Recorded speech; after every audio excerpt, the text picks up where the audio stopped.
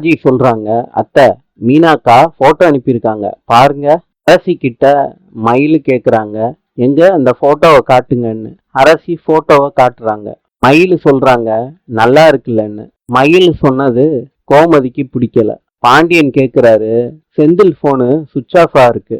மீனா ஏதாவது போன் பண்ணாளா கோமதி அப்படின்னு கேக்குறாங்க.